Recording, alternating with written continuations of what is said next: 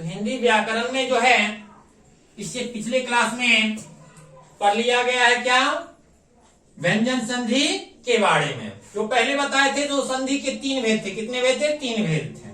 तो व्यंजन संधि जो था सेकेंड था वो पढ़ लिए थे। अब चलेंगे हम लोग किस पर? विसर्ग संधि पर। किस पर चलेंगे? विसर्ग संधि पर। तो सबसे पहले जानेंगे जो विसर्ग संधि कहते किसे हैं, है ना। तो स्वर और व्यंजन के मेल से। किस किस के? स्वर और व्यंजन के मेल से। विसर्ग में जो विसर्ग होता है, किसमें? विसर्ग में जो विसर्ग होता है उसे हम क्या कहते हैं? विसर्ग संधि कहते हैं। क्या कहते हैं? विसर्ग संधि कहते हैं। अब क्या है, इसका कुछ नियम होता है। तो वही लिखा हुआ है, इसके नियम निम्नलिखित है। इसके नियम हैं। तो सबसे फर्स्ट नियम पर चलेंगे। सबसे पहला नियम कहा जा रहा है, यदि विसर्ग के बाद, किसके बाद? विसर्ग। ये ध्यान देना है, किसके बाद और किसके पहले बोला जाता है। तो क्या बताया जा रहा है? यदि विसर्ग के बाद च, छ, तालंब श हो तो विसर्ग का। अब यहां देखा जा रहा है, जो कहा जा रहा है, यदि विसर्ग के बाद च, छ, तालंब स्व हो तो, ये तीनों रहेगा तो विसर्ग का क्या हो जाएगा? तालंब स्व हलंत। क्या हो जाएगा? तालंब स्व हलंत। हलंत जो संयुक्त में जाता है कहते हैं, प्रयोग जो होता है वही। उसके बाद क्या है? टो, ठो, तालंब श। क्या? टो, ठो, तालंब श हो तो क्या हो जाएगा? दंत स्व हलंत, मूर्धन स्व हलंत। कौन सा? मूर्धन स्व हलंत।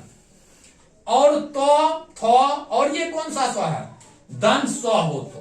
कौन सा? दंत स्व हो तो क्या हो जाएगा? दंत स्व हलंत। क्या? दंत स्व हलंत हो जाता है। जैसे, अब तो जैसे में है नि जोड़ च।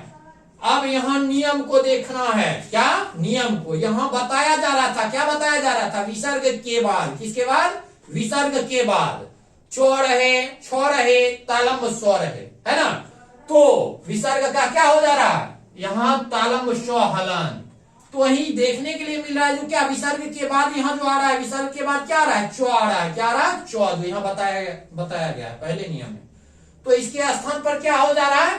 हलंत। अब यहां देखने के लिए मिल रहा है, जो क्या? तालंब स्व हलंत जो है संयुक्त यहां प्रवेश कर गया है।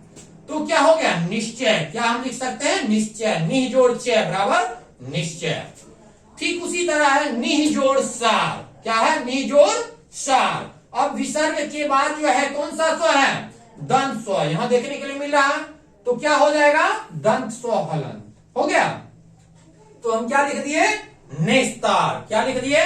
नेस्तार।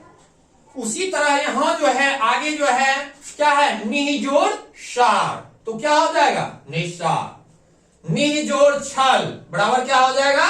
निश्चल। अब यहां जो है सेम ये रूल वाला है, जो विसर्ग के बाद चो, छो, तालंब स्व रहे। तो यहां क्या है? विसर्ग के बाद क्या आ रहा है? छ आ रहा है। अब सेकेंड नियम पर चलेंगे। किस नियम पर चलेंगे?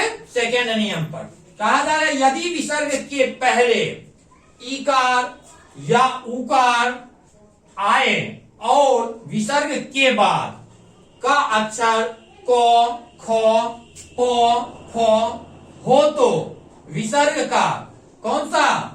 ये जो है मूर्धन स्व हलन हो जाता है। जैसे निह जोड़ कपट। अब यहां देखने के लिए मिला विसर्ग के बाद क्या रहा है? को। अब ये रहे, को रहे, खो रहे, पो रहे, ये सब आएगा तो क्या हो जाएगा? ये जो है ये स्व पूरा नहीं देना है। क्या? हलंत में, संयुक्त में चला जाएगा। तो ये क्या हो गया? निह जोड़ कपट बराबर क्या हो जाएगा? निष्कपट।